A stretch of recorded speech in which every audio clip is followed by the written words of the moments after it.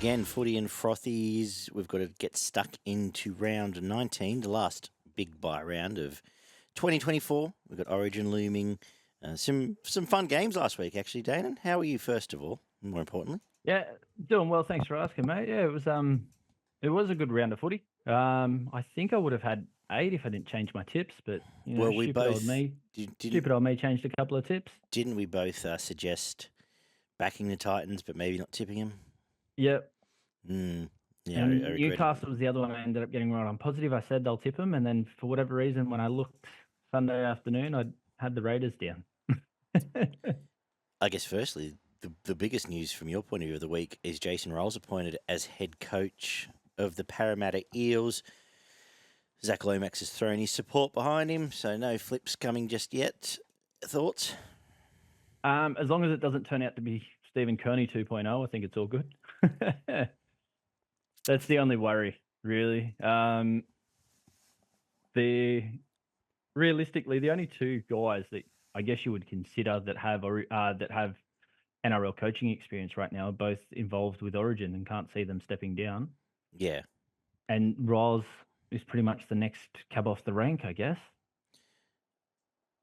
He's a spruik one, isn't he? I suppose he's been the spruik all along, that he would end up Melbourne coach or somewhere along in those lines.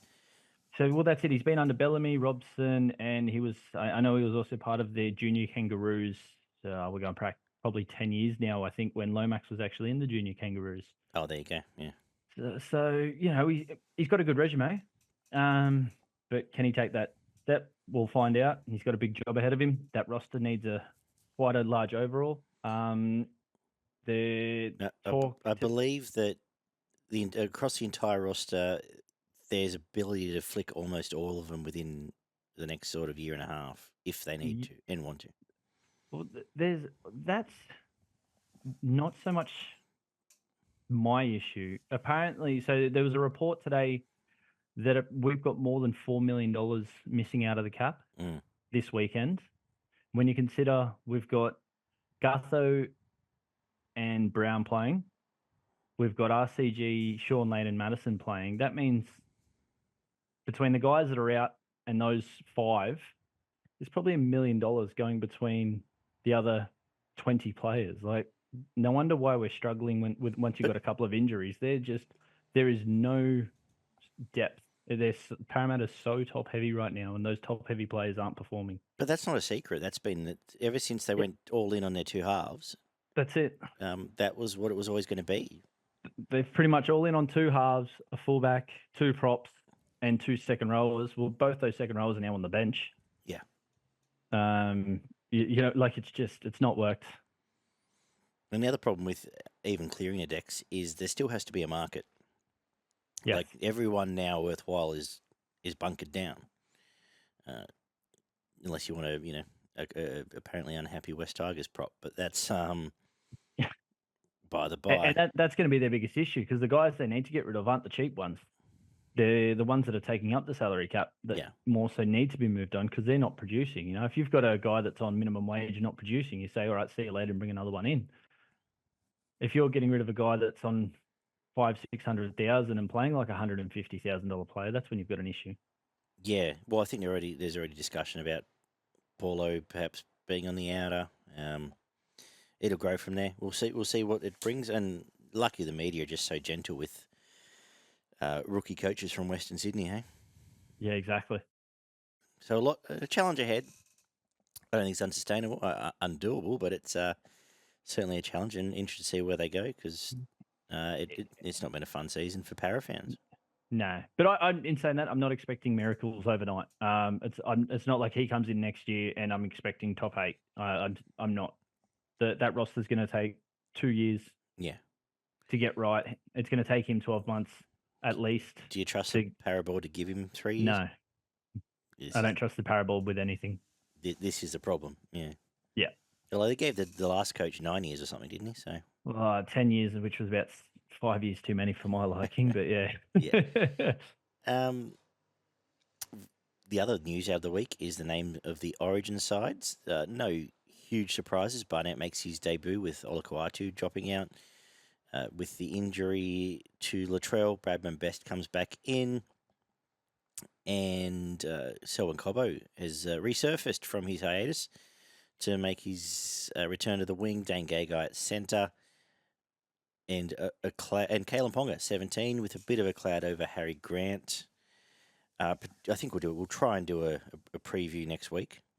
But any thoughts on any of that?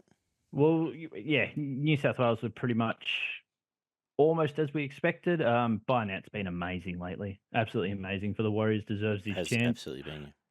Best probably would have been picked game one if he wasn't injured. So, and then, with the unfortunate injury to Latrell on the weekend, he now gets his chance again. I think the biggest surprise is more so from the Queenslanders. Ponga coming back after 3 months out. I know he played well on the weekend, but Origin is the next level, and to have 3 months out and only 80 minutes under your belt, it could be a challenge. And the fact they just haven't picked Fafita again.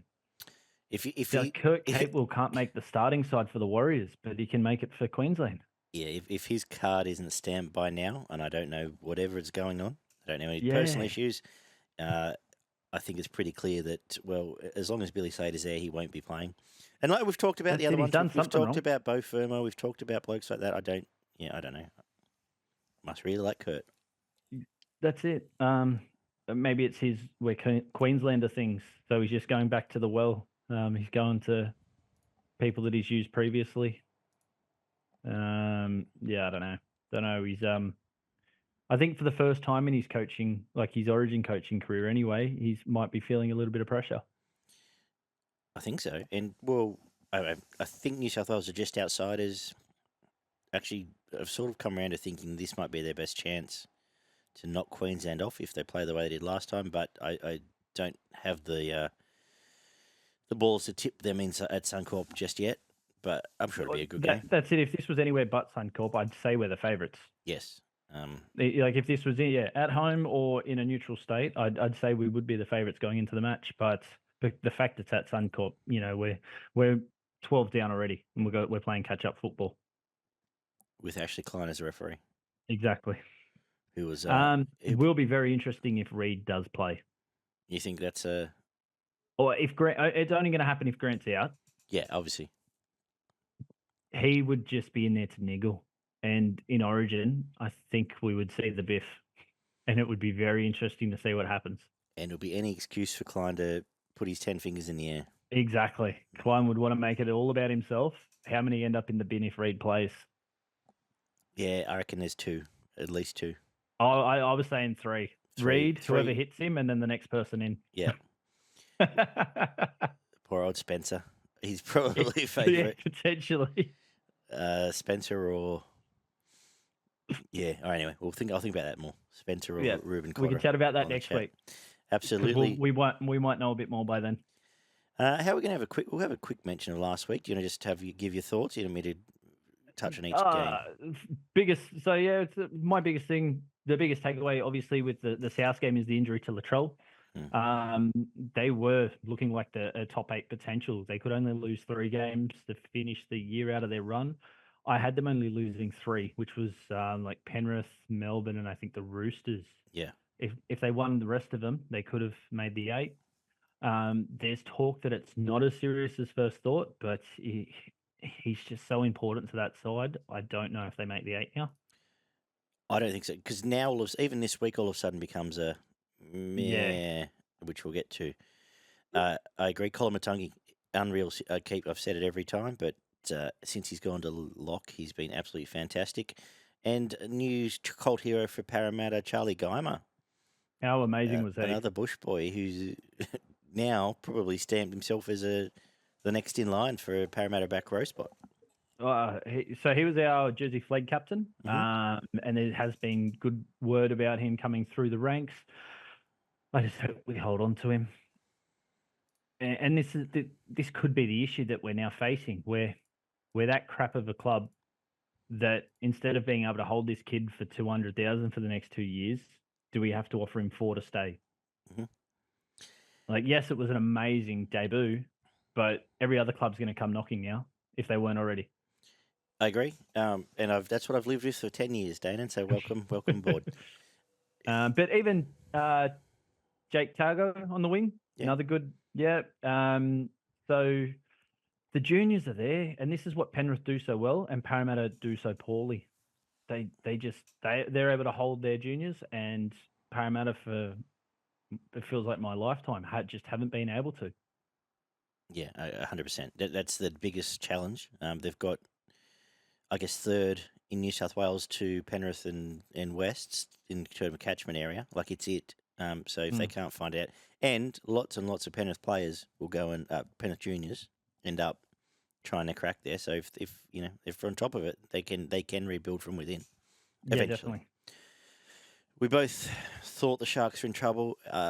Turns out the Sharks are in trouble. Nico, and the other big news of the week, Nico looks like he's now out for the season potentially. Yeah, pretty much. It's syndesmosis and a ankle fracture or something along those lines. Best case scenario, returns the week before the finals. I don't think they're in the top 8 at that point, so I don't think we see him again this year. Yeah, like they were preposterously bad at points here. That's it. I changed my tip once AJ was out. Did you? Yeah, I never went with it, and I regretted it. I reckon I regretted it within 6 minutes, obviously, for his first time. It was almost from kickoff. It was just like they're not on again. I don't know how they get back to anywhere, especially in Talakai too. So he's out for a week suspension. But Desi's Titans, he's slowly building them to be at least a competitive side week in, week out, and with a couple of wins on the board now. I think it's safe to say they're not going to be fighting for the spoon now. It's now down to a 2-horse race. Yeah. End of the day, you've probably got to say if they win another 3 or 4 games, it's a success for Desi. Yes, especially with how they started. Yeah, 100%. And injuries and what they've had to go through. Yeah, definitely. Kudos to them. 14-6 Panthers over Brisbane. A pretty good game of footy. The Brian Tuotro was one of the tries of the year. But what did you take from this? Brisbane will not make the 8. Yeah. With Jock Matter now out as well, there's no set return date for Reynolds. Haas and Carrigan just can't carry them without somebody controlling everything else. Penrith were not at full strength, and I think the scoreline flattened the Broncos. Yeah. Luai very good again. Kenny very good actually, and the usual suspects. Bizza, Edwards, Fish all got through their work. They did what they had to do, and I think you're right. I think it was just an understrength, very very good team beating up an 8th or 9th place team at best. We head into one of the best super sad days in a long time actually. Golden Point Bulldogs Warriors. Any takeaways? The bunker is fucking useless. Just noticed. I don't know how you missed that. Great game. It was almost one of the games that I think it's going to happen. The golden try. Yeah. Because games like this don't deserve to go down to this field goal shootout. I would rather a draw. Yeah, I'd rather a draw. I reached that point a few years ago. Yeah, I hate the fact that you know exactly what's going to happen. You know, it's a one play trick every time. The minute you give up your 7 tackle set, you're you fire your one shot. If you give away 7 tackles, they're probably going to get a shot 20 out. It's just I would go back to a draw happily.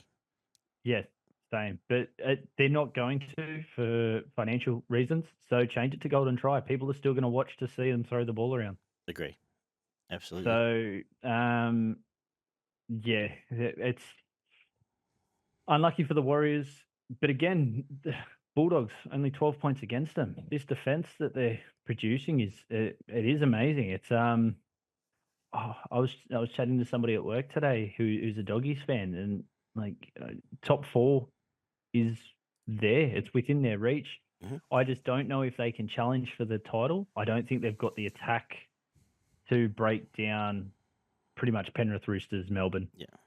They can defend them, but I don't think they've got the attack to break them down. All the forward pack would like you're pinning your hopes on Matt Burton's boot keeping you in a game against Penrith. I suggest. Yeah. I agree. I agree.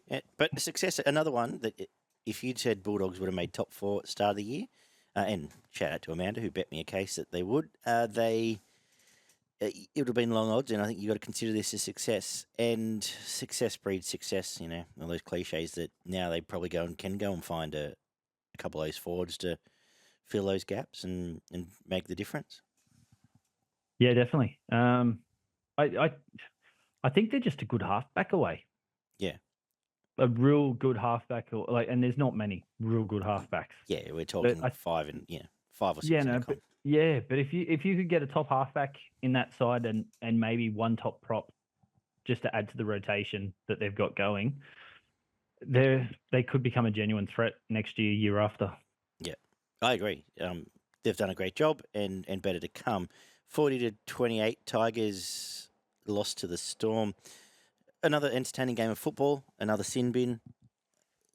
Cost the Tigers the game. I wouldn't say cost them the game, but cost them the 12 points that is the difference. Yeah. Jerome Hughes, again, fantastic. I think one of the stories of this was just some of those smaller Tigers wingers that they want to play on Will Warbrick was the difference here. And they matched a lot of the attack. I thought they were really good. Don't worry about Stefano. They need to go and re-sign Fanua Pole on an extended contract as soon as they can because he has been the best forward all year.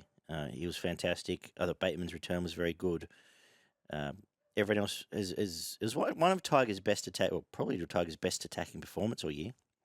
It was a great game to watch. One of the parts I liked about it was the fact the Tigers just didn't stop. They scored first, which was good to see. They come out of the box firing, but years gone by, once the game was over, they'd sort of shut shop. Yeah, and you scored 2 tries in the last 10 minutes. Like they're actually trying to play for the full 80 now.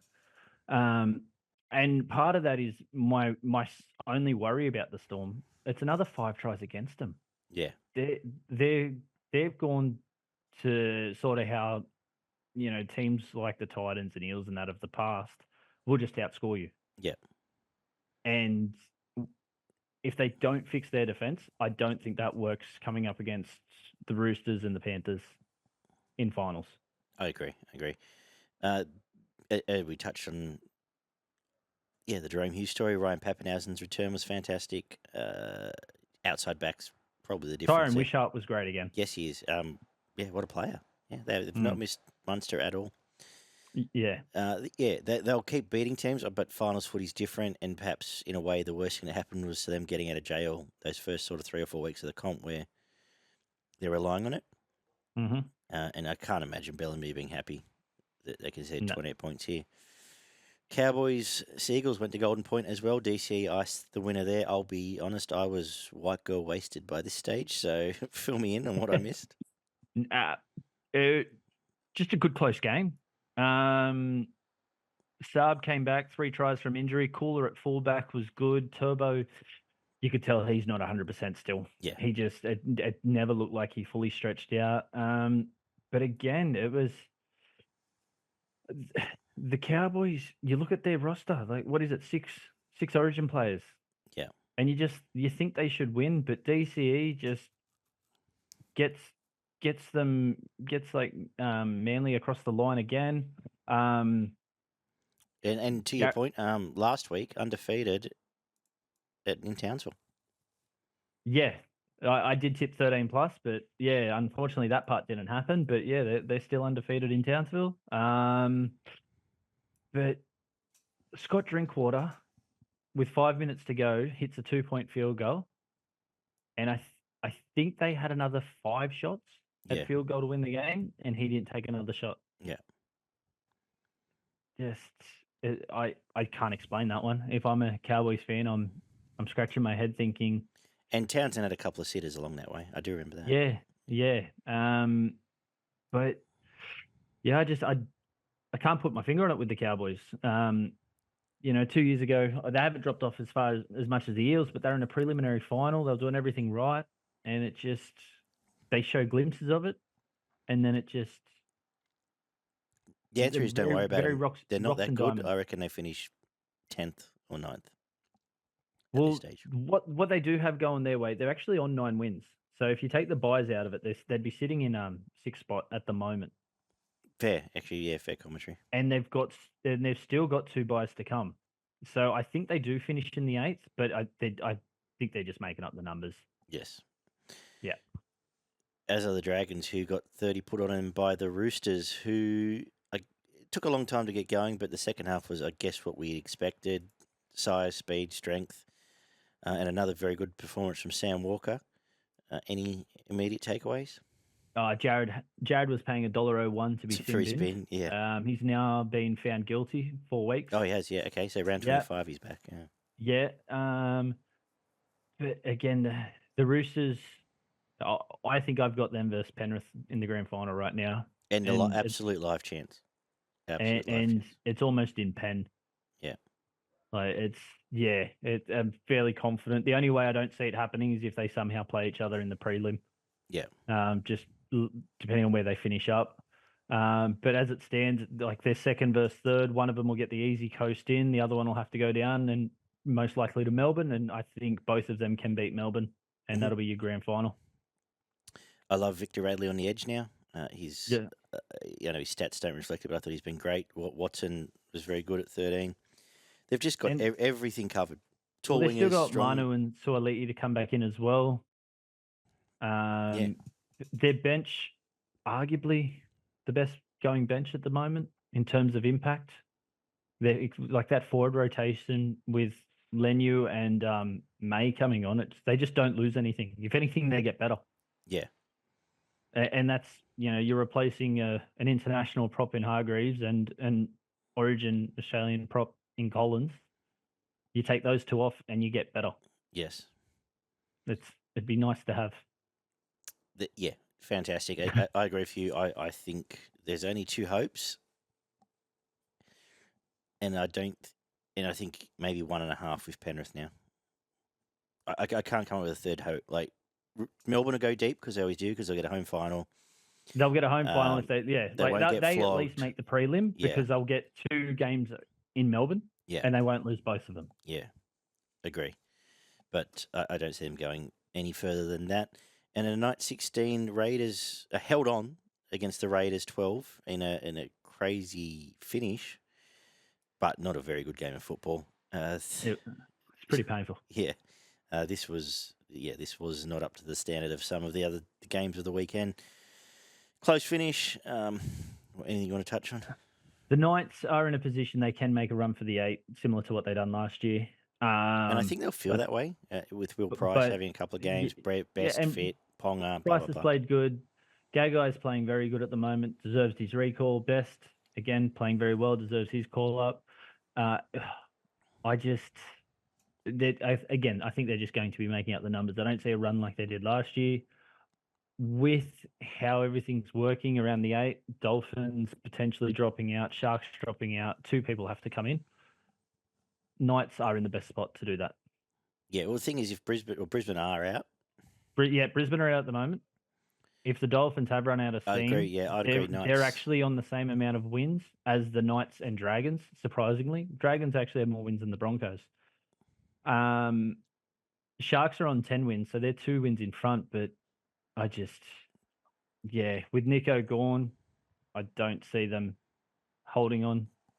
If Latrell had stayed fit, Bunnies were almost morals. I had South in the top 8. Yeah, and I think they'll still be fine this week. But yeah, if Latrell stays fit and they get through these next couple of weeks, they were on the way to an incredible comeback there. We can talk about them now. Well, let's do that. Let's start. We're going to preview it now. Look at that whirlwind review. And as I said, once we get to August, the proper reviews will be back. Sorry about that, Dana, but you can listen to me talk shit. The round 19 kicks off with Dolphins hosting the Bunnies. Trey Fuller back at fullback with no hammer. Jack Bostock's back from his head injury. Let me just look through the rest of this. Max Plath named at hooker. Sean O'Sullivan at 17. Kenny's at 13. For the Bunnies, no Kafusi as well. For the Bunnies, no Latrell, no Cam Murray. Jai Gray comes back in, and Cheekham comes onto the edge. How are you going to compare these two? Because this is, as I say, if this was full strength I've still got South, South. I would I've have. still got South winning. I would be with you. Yeah. The hammer out is massive. I think it sort of negates the fact Latrell's out, the fact they're both missing him.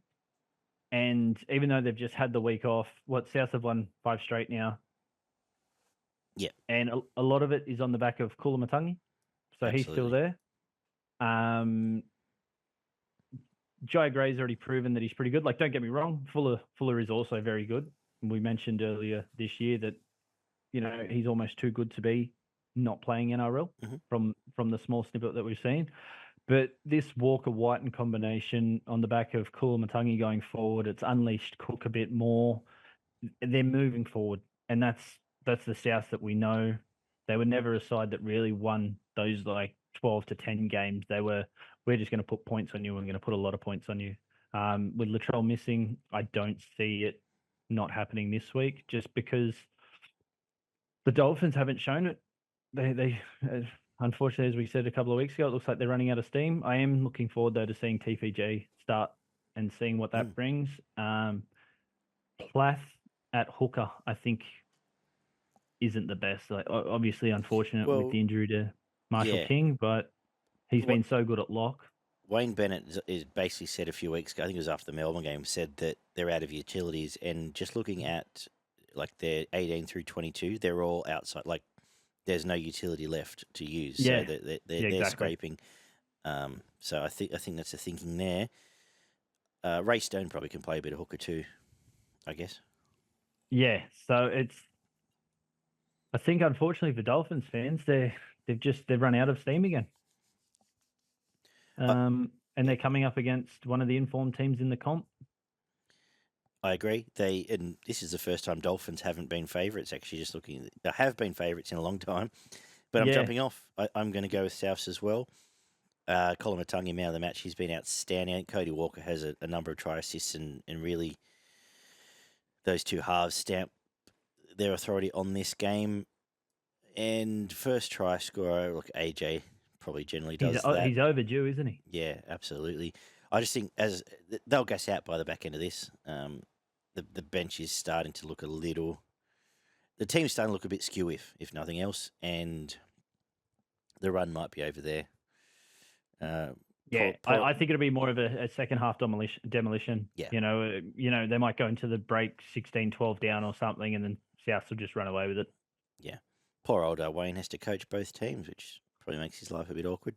Yeah.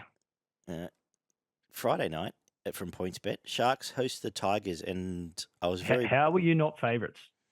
Well, I was very bullish because of the Tigers, and we don't win as favourites. I was very bullish that Tigers would beat the Sharks after last week.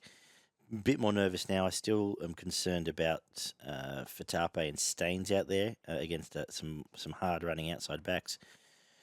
I'm going to say this. Would you prefer Nico playing or not playing? Probably playing. I was thinking about it today. Yeah. Probably playing. Yep. But only because I'm going to tip the Tigers. I will regret it afterwards. I just think their forward pack's starting to hum a little bit. I really like what Pole's doing. Really like what Fainer's doing. I don't like what Stefano's doing, but that's only taking price off his contract.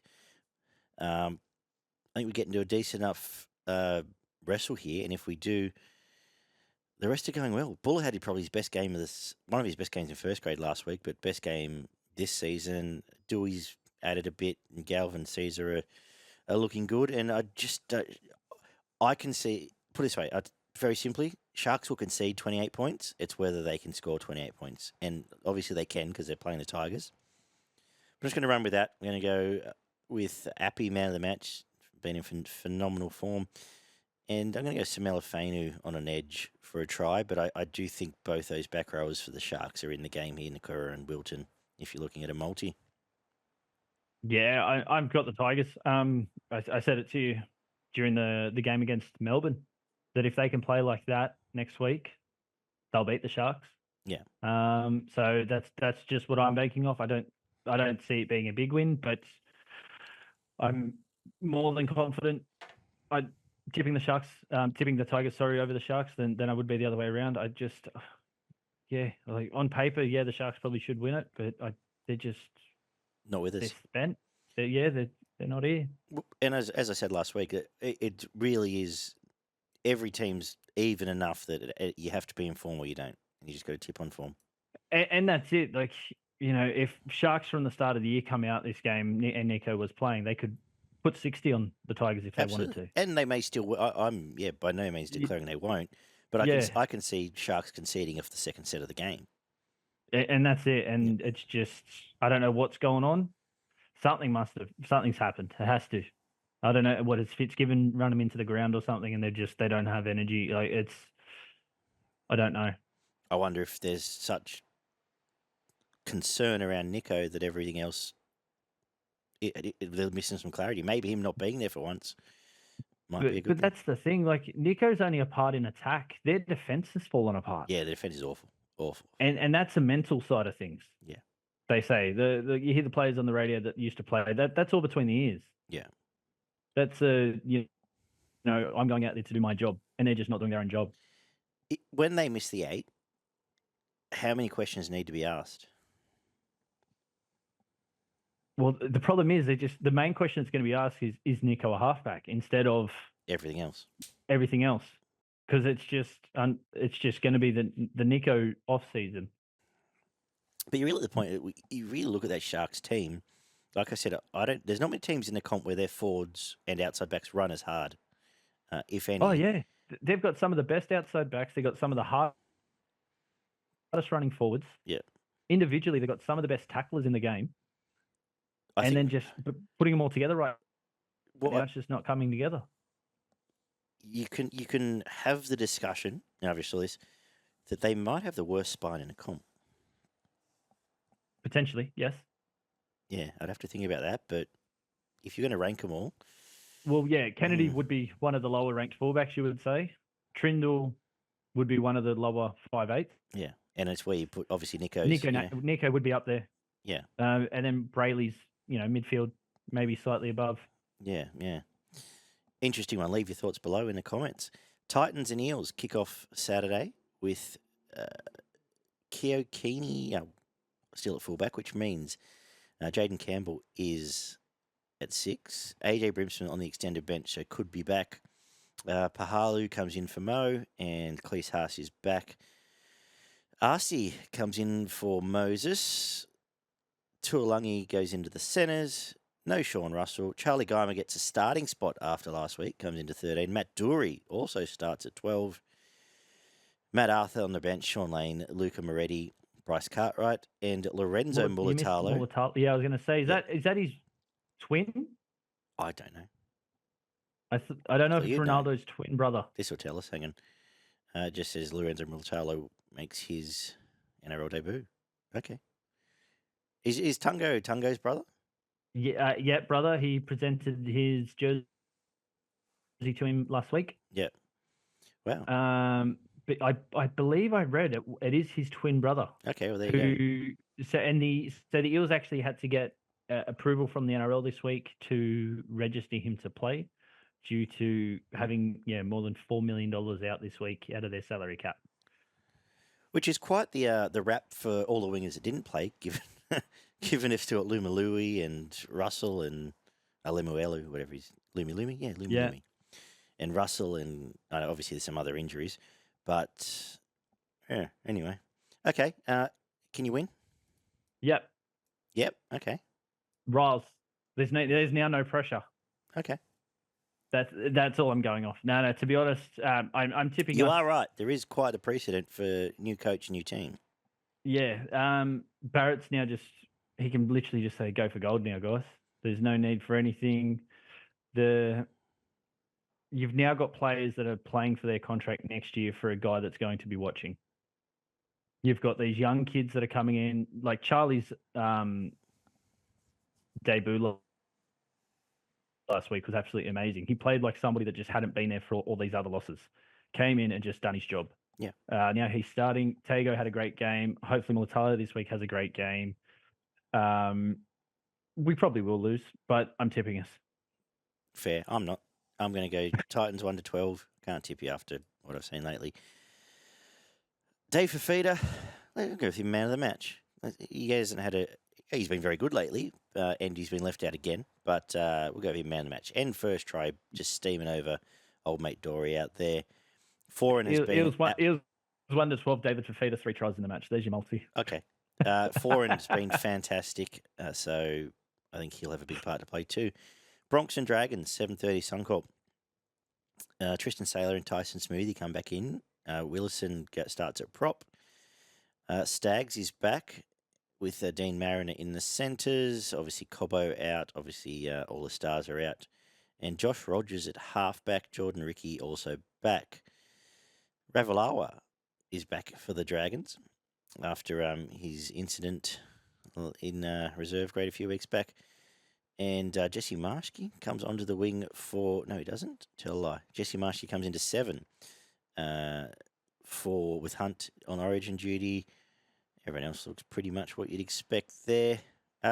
Interesting game and not the worst upset to tip here, but what are you thinking? I am going the upset. There was the stats prior to the game where they beat Penrith, missing Hunt a few weeks back with the big buys. That pretty much they'd only won like 1 of 10 or something, and then they'd won that game against Penrith.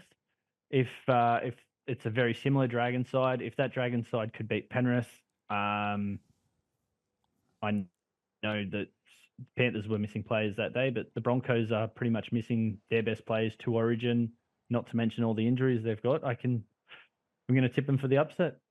Okay. Who gets them there? It'd have to be off the back of Flanagan controlling. Sloan needs to get himself involved.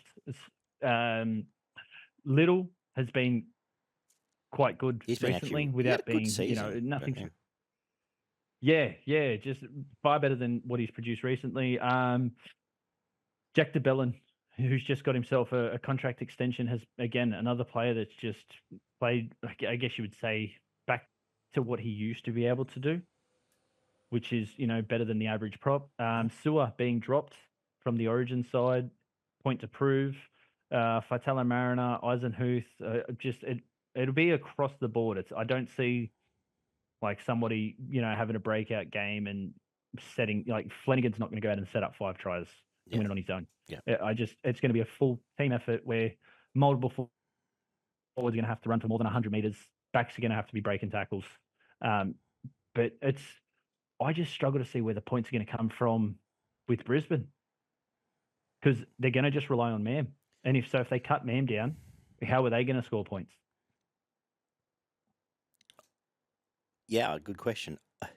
Look, is Walters just going to try and control it at a hooker? How many times have I said first grade teams beat reserve grade teams, and it's starting to feel very reserve grade, isn't it? Yeah. Last hope here. This is a good one. If you want to tip Dragons, you might pinch a point on a lot of people. Tristan Saylor, man of the match. I think he might take a bit of control here. I thought Rogers was serviceable in his last game, actually. But Tristan Saylor, a couple of involvements, and I think when they get home in a 14-10 game, this will be the bludger of the round, to be honest. And if Broncos get done here, then it's full-blown panic stations and kiss your top 8. If you haven't already, well and truly goodbye. That's an average team.